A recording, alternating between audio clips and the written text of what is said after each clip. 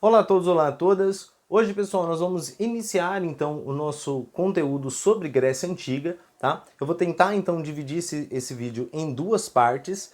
Queria três partes, mas vamos ver se eu consigo fazer em duas partes, tá? Já deixando claro aqui para vocês, para que o vídeo não fique muito longo, tá? Então, vamos começar então a falar sobre a Grécia Antiga, tá certo? E sobre esse conteúdo, pessoal, é importante a gente localizar a Grécia, tá certo? Então, onde está a Grécia? Onde está localizada?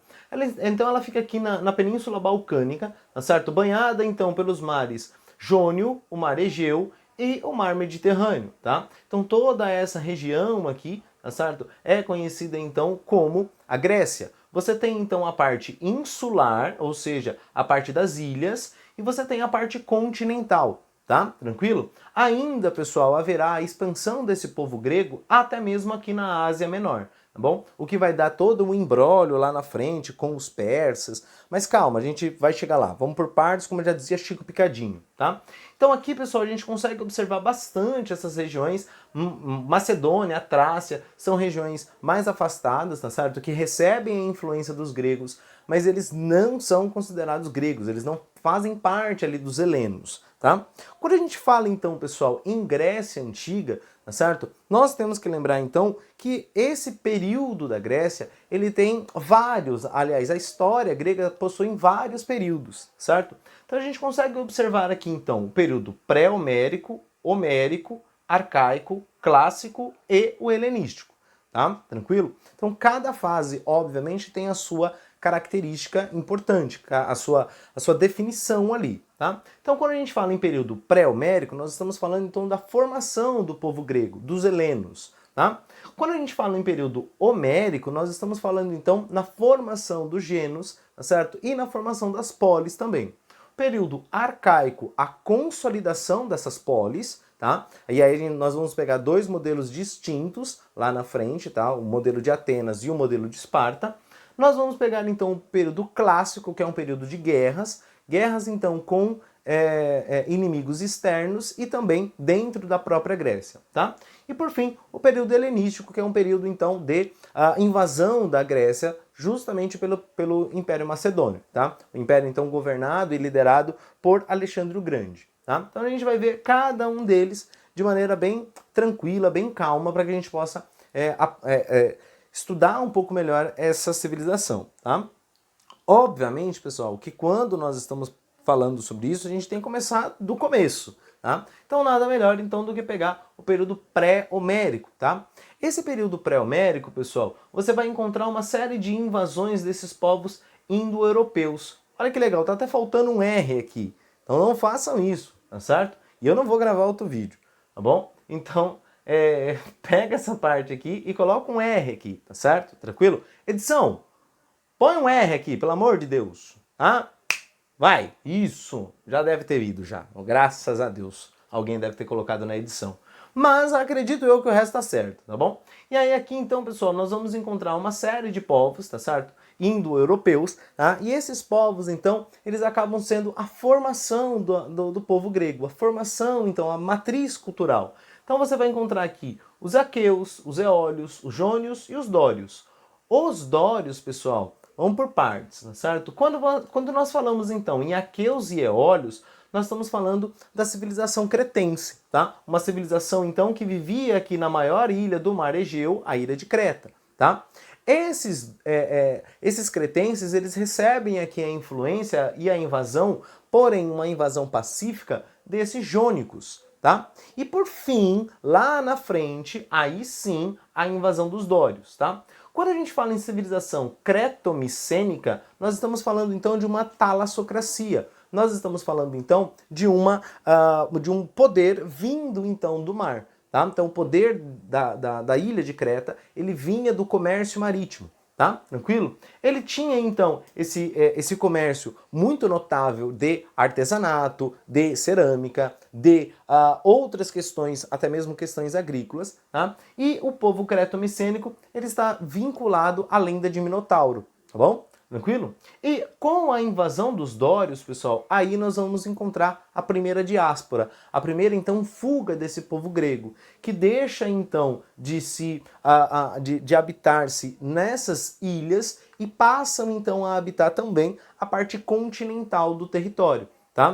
Da Península Balcânica. Bom, alguns desses povos, pessoal, eles já viviam em comunidades gentílicas, aquilo que a gente chama de genos. Tá? Então, esses genos, eles são muito mais característicos, tá?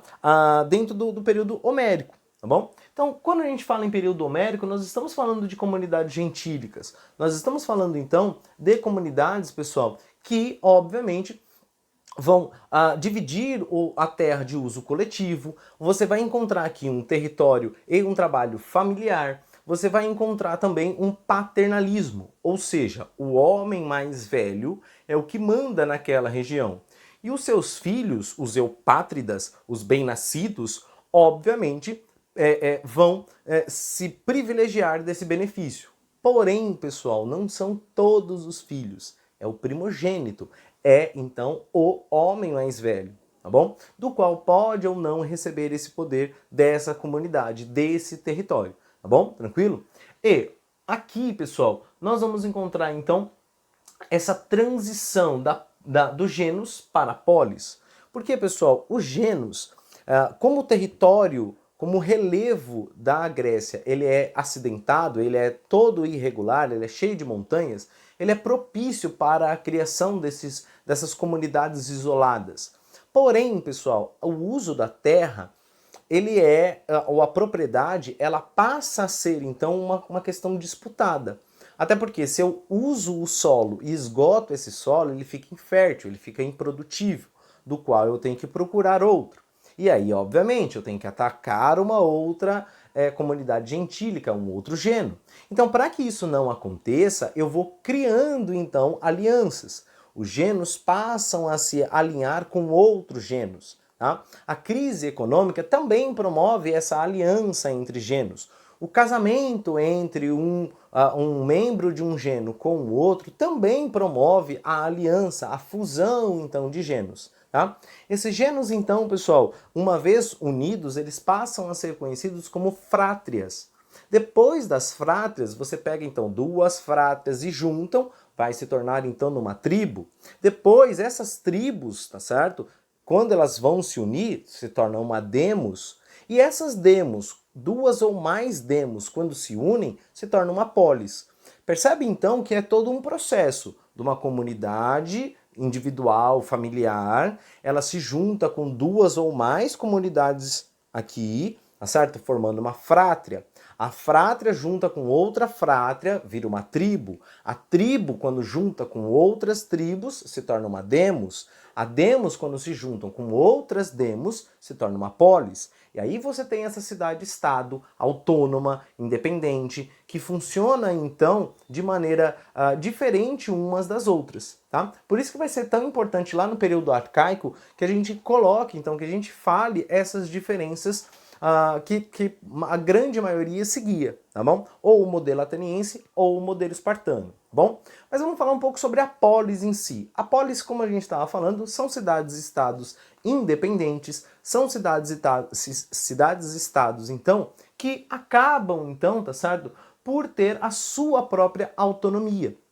Tá? Tranquilo? Essa polis, geralmente, ela é dividida em duas partes, em a acrópole e a ágora. A acrópole, pessoal, é onde você tem a parte mais institucional, mais política, a parte mais importante, vamos dizer assim. Já a ágora é a praça pública, tá? É a parte mais baixa, vamos dizer assim, da cidade, onde você vai encontrar, então, tá certo? Uns debates, o povo, uma questão mais popular, tá bom? Esse período, pessoal, o período homérico, ele recebe esse nome por conta de Homero, tá bom? Homero, pessoal, ele é o autor, ou pelo menos ele é o cara que vai compilar todos os contos, tá? E aí ele vai colocar isso, então, em versos, tá? Na Ilíada e na Odisseia. A Ilíada, ela retrata, então, a guerra de Troia. A guerra, então, entre os gregos e os troianos, tá? Onde até mesmo os deuses se dividiram também nessa guerra. Não é? Então, alguns deuses vão defender a Grécia, outros deuses vão defender Troia.